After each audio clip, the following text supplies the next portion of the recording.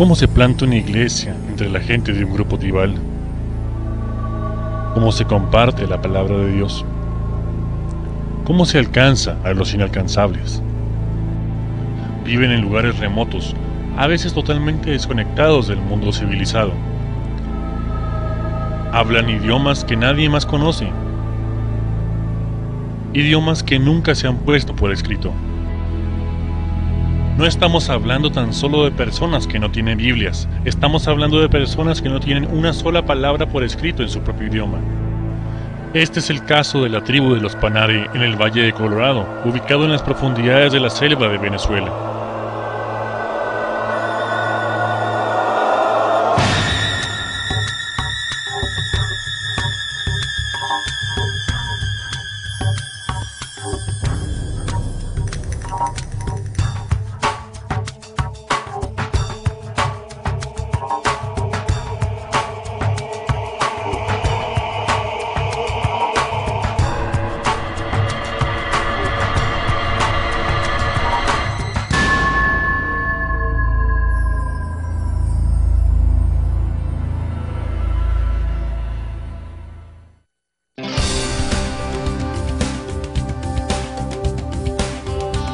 En 1972 hicimos un viaje para conocer este lugar. Ninguna carretera penetraba en este valle. El camino pavimentado más cercano estaba a unos 87 kilómetros de este lugar. Así que solamente había huellas de neumáticos en la arena. Para recorrer 125 millas tardamos 2 días. Vinimos sin saber nada de su idioma. Ellos no hablaban español ni inglés, de modo que escribimos todo lo que escuchábamos. Ellos no agregan adjetivos como la casa grande de Juan. Dirían algo como: esa es una casa, esa casa es grande, esa casa es de Juan. No hay otra forma de decirlo en su idioma, así que resulta 3 veces más largo decir la misma cosa. No obstante, la mayor barrera es algo que no resulta tan obvio a primera vista. Además de las barreras de la geografía y del idioma, la forma en que piensan los Panare, el patrón de conducta, la estructura social y sus creencias no se parecen a las nuestras. Eso se convierte en un enorme obstáculo al tratar de compartir el Evangelio.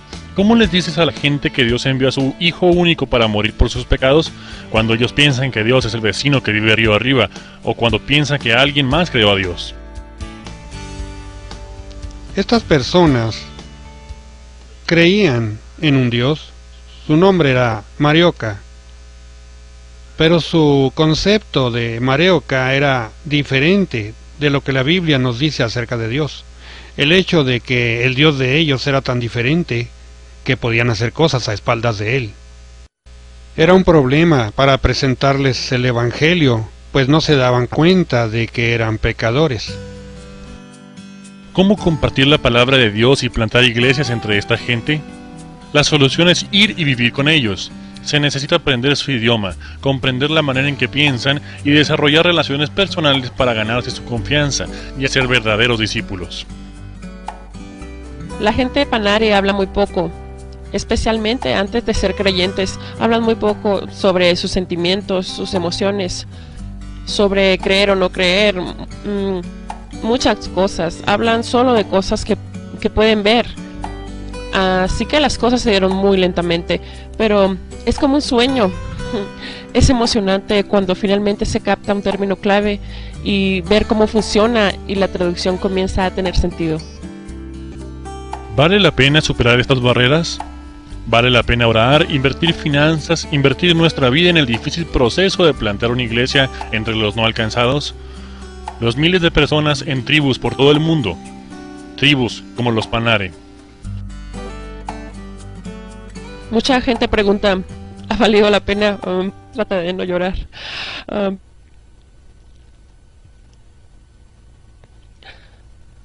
¿Ha valido la pena estar aquí? Ha sido difícil. Muchas cosas han sido difíciles.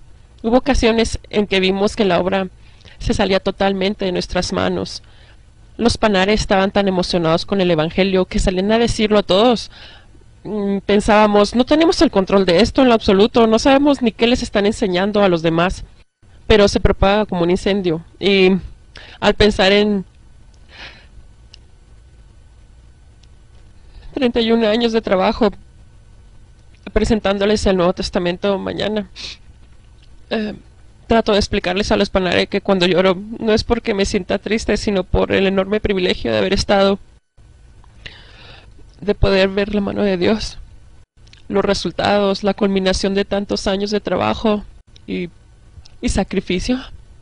Ha sido difícil estar lejos de la familia, de mis hijos, pero ha valido la pena. Volvería a hacerlo todo en un instante.